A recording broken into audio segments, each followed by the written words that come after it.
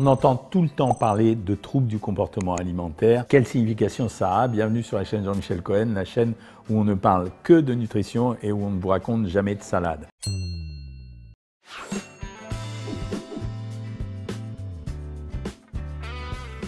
Le premier, c'est la boulimie. Je voudrais qu'on parle en premier de la boulimie parce que c'est un vrai trouble du comportement alimentaire. La définition du boulimique, médicalement pour nous, c'est quelqu'un qui va manger de grandes quantités d'aliments, mais dans un contexte particulier. Il les mange en secret, il a besoin d'être seul et en plus il va manger quels que soient les aliments qu'il mange. J'ai déjà vu des vrais boulimiques qui s'achetaient 10 tubes de mayonnaise et qui allaient manger 10 tubes de mayonnaise. Le deuxième trouble, les pulsions ou compulsions alimentaires. On a tendance à confondre la boulimie avec la compulsion alimentaire. La compulsion alimentaire, c'est un geste obligatoire qui vous pousse à aller manger, mais exclusivement un aliment qui vous fait plaisir. Et là, peu importe que vous soyez seul ou pas seul, vous allez vous retrouver à un moment donné en train de manger un aliment qui vous donne du plaisir et vous allez ne pas pouvoir contrôler cette pulsion. C'est-à-dire que même si vous vous dites que vous n'avez pas envie de le faire, eh bien vous vous sentirez obligé de le faire. Le grignotage, ça correspond à la nécessité d'avoir un geste qui consiste la plupart du temps en une prise alimentaire. L'élément principal, c'est la nécessité d'avoir un geste qui produise un effet. En l'occurrence, dans le cadre des troubles du comportement alimentaire, ça porte sur l'alimentation. Le grignoteur va manger en général des produits qui le séduisent ou des produits qu'il a préalablement choisis. Le quatrième trouble dont on parle, c'est l'anorexie. Alors il faut distinguer deux choses, l'anorexie mentale et ce qu'on appelle l'anorexie boulimie-vomissement. L'anorexie mentale est typiquement une maladie psychiatrique. C'est une fermeture à l'extérieur. J'ai décidé d'arrêter de manger. Je ne peux pas combattre cet arrêt de manger car il est commandé par un niveau beaucoup plus haut qui fait que psychologiquement, je m'interdis l'acte de manger et je vous expliquerai également à quoi ça correspond en général. L'anorexie, vomissement, boulimie, c'est quelqu'un qui va arrêter de manger par moment, qui va être rattrapé à un moment donné par le désir de manger, donc rien à voir avec l'anorexie mentale, et qui par la suite, après cette séquence de anorexie-vomissement, va se retrouver à ne plus pouvoir être susceptible d'assumer l'anorexie, ce sera trop difficile pour lui, et il va partir dans le schéma inverse, c'est-à-dire la boulimie en mangeant énormément.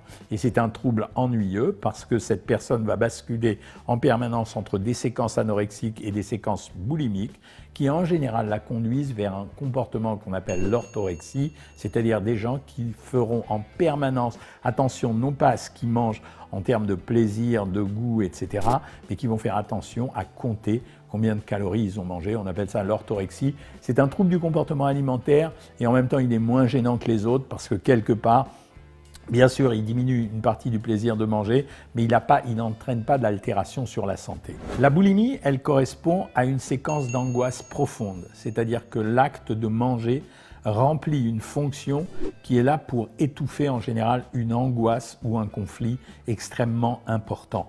Ça peut être, en général, c'est une forme de parole, c'est-à-dire je deviens boulimique, soit parce que j'ingurgite, j'avale. Typiquement, si je faisais de la psychanalyse lacanienne, je suis obligé d'avaler, je vais avaler quelqu'un. Ça peut être également repousser l'agressivité qu'on a à l'égard de quelque chose ou de quelqu'un contre soi-même. Je vais donc repousser cette agressivité en essayant de l'étouffer au travers de la nourriture. La troisième possibilité, c'est que je vais utiliser la boulimie pour faire distendre mon corps et mon corps va parler en se distendant. Il va pouvoir soit m'écarter de l'événement, soit me protéger d'un événement qui m'a traumatisé, soit éventuellement me cacher sous une forme de graisse. On est typiquement dans une maladie de type à ce moment-là psychiatrique dont le traitement nécessite soit une psychanalyse, soit une psychothérapie. Le boulimique, on peut le guérir de temps en temps avec certains médicaments. Ce sont des médicaments en général à visée psychiatrique. Les principaux d'entre eux, ce sont ce qu'on appelle les recapteurs de la sérotonine. Ce sont des médicaments qui agissent en général sur le boulimique parce qu'ils suppriment le côté obsessionnel de la boulimie, mais aussi parce qu'ils ont un effet sur l'angoisse en tempérant l'angoisse. C'est ce qu'on faisait à l'époque pour ceux qui m'ont suivi quand je me suis occupé de Guy Carlier. J'étais obligé d'utiliser des cocktails différents médicamenteux en même temps que les prescriptions alimentaires pour essayer de tempérer le comportement boulimique jusqu'à ce que je trouve le nœud du problème au travers d'une psychanalyse. Et dans la boulimie, on retrouve des éléments psychanalytiques extrêmement secrets. Ça veut dire des choses qui peuvent remonter parfois jusqu'à l'enfance, des douleurs qui ne se sont jamais exprimées. La plupart du temps, on porte la douleur sur soi et la boulimie sert à écraser cette douleur sous l'impact de la nourriture. On devient boulimique à n'importe quel âge. C'est au moment où justement le conflit va s'exprimer, où on va prendre conscience du conflit, qu'on va devenir boulimique. Souvent, ce sont des choses relativement inconscientes ou qu'on a justement cachées très profondément. Le traitement de la boulimie, ça passe dans un premier temps par des consultations en psychothérapie, en psychanalyse ou en psychologie si on veut, accompagnées en général par non pas une prescription alimentaire, il ne sert à rien de donner un régime à un boulimique car on n'a pas réglé le problème, mais accompagné de temps en temps par des prescriptions médicamenteuses pour tempérer les sentiments qui ont permis de déclencher ou qui ont favorisé le déclenchement de cette boulimie. C'est une des maladies à la fois les plus difficiles à guérir, mais en même temps qui trouve en général une solution si le traitement est bien conduit. La deuxième chose dont je voulais parler, c'est les compulsions alimentaires. Là, on n'est plus dans l'angoisse ou dans le conflit, on est en général dans l'anxiété. Cette anxiété, elle peut se manifester par des événements de la vie de tous les jours. Ça veut dire, je suis anxieux parce que j'ai peur de la fin du mois, j'ai pas assez d'argent. Je suis anxieux parce que le comportement de mes enfants me pose un problème. Mon enfant me donne des vrais soucis et j'y pense en permanence. Et donc pour essayer d'oublier cette pensée, la compulsion, elle permet en quelque chose d'anesthésier la pensée. La boulimie l'étouffe, la compulsion alimentaire l'anesthésie. Et si j'anesthésie cette pensée, pour l'anesthésier, je vais utiliser un aliment qui va me permettre à la fois de remplir un geste, c'est-à-dire j'ai un geste à faire qui me permet d'oublier mon anxiété, mais en même temps, le fait de manger, et surtout de manger des aliments plaisants, ça provoque une sécrétion d'opioïdes ou d'endorphines qui vont me donner une zone de plaisir, qui va me permettre de compenser par cette euphorie momentanée le déplaisir que je viens d'avoir. Et cette compulsion alimentaire, alors là aussi on pourrait utiliser les médicaments, mais cette compulsion alimentaire, on arrive souvent à la régler soit en trichant avec les aliments, c'est-à-dire qu'on va utiliser des aliments à faible densité calorique pour pas que ça ait un retentissement sur le poids du corps, soit en utilisant également quelques médicaments et parfois même en ayant des conversations plus prolongées. Là, ça peut être le travail d'un nutritionniste, pas besoin nécessairement d'utiliser les services, même si on a envie de le faire, on peut le faire, d'un psychanalyste, d'un psychothérapeute, d'un psychiatre, etc.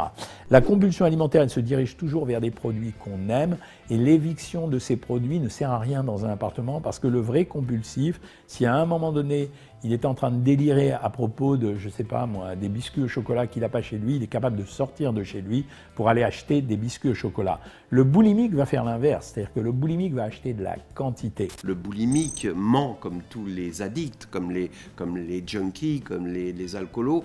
On ment, on raconte une histoire du genre, j'ai eu des invités au dernier moment, c'est terrible, il va falloir que j'achète des chips, des gâteaux, des trucs. Alors que, évidemment, le type s'en fout, d'ailleurs, il n'est pas dupe, il sait bien que vous lui mentez. Cette compulsion alimentaire, elle est alimentée par des troubles qui sont soit des troubles très proximaux, c'est-à-dire ce que je vous ai dit, les incidents de la vie de tous les jours, soit des pensées qui reviennent en arrière, c'est-à-dire par exemple une forme de culpabilité qui a été réveillée, même si cette culpabilité débutait à l'enfance. Exemple, j'ai été un enfant non aimant. J'ai fait des soucis à ma mère ou à mon père, et puis 30 ans plus tard, mon père est très malade ou ma mère est très malade, et à ce moment-là, je vais avoir une culpabilité qui va se réveiller. Je fais la relation entre la maladie actuelle, les ennuis que j'ai provoqués précédemment, et à ce moment-là, je vais avoir besoin d'un geste pour me rassurer et je vais utiliser la compulsion alimentaire. Le grignotage, c'est autre chose. Le grignotage, il est souvent en relation avec l'ennui. L'ennui pousse souvent à grignoter, l'ennui, l'insuffisance d'action. Et le grignotage s'affecte essentiellement sur des petites quantités, mais de produits très variés et avec du goût, un goût prononcé. Autrement dit, je vais grignoter parce que je suis chez moi, que je n'ai pas la conscience de m'ennuyer. Alors je peux bien entendu être dans un contexte d'anxiété, mais l'anxiété amène souvent des compulsions. Le grignotage, il est contrôlé en général. Je suis capable de m'arrêter. Sur une compulsion, je ne peux pas m'arrêter. Ce plaisir que je pourrais avoir par exemple avec le lien social, je vais le compenser en utilisant un grignotage. C'est assez facile à régler parce que là, on a besoin d'une volonté, mais cette volonté, elle n'est pas très puissante. c'est une volonté qui nécessite un contrôle personnel. Simplement, on n'est pas vraiment dans le trouble du comportement alimentaire qui nécessite l'intervention d'un tiers, que ce soit un médecin ou un autre. L'anorexie, on est sur un trouble mental grave. Ça veut dire qu'on a décidé, pour des motifs psychologiques très profonds, de supprimer le contact avec l'extérieur.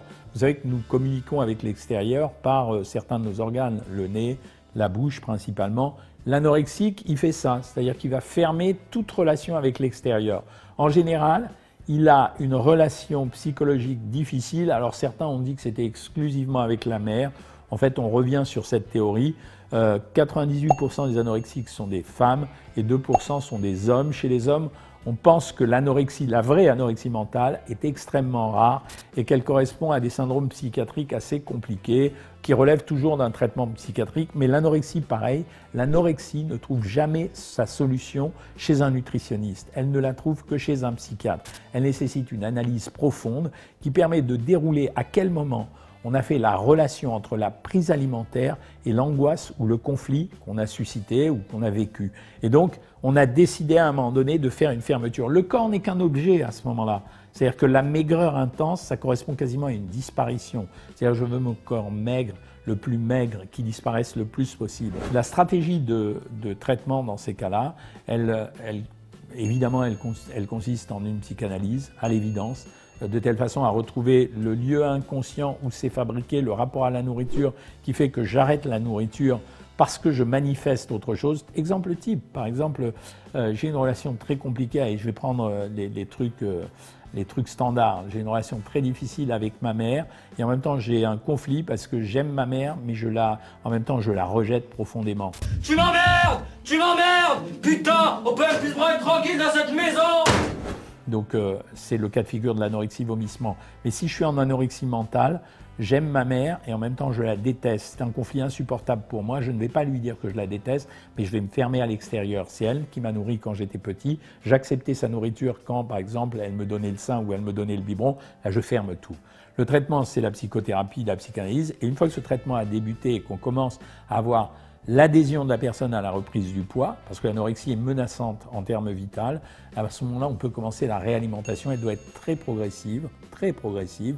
On ne peut pas saturer un anorexique tout de suite en lui donnant 3000 calories par jour. C'est les vieilles stratégies qu'on utilisait à l'hôpital auparavant en mettant une sonde gastrique et en filant de la nourriture à tir à l'arigot. C'était stupide.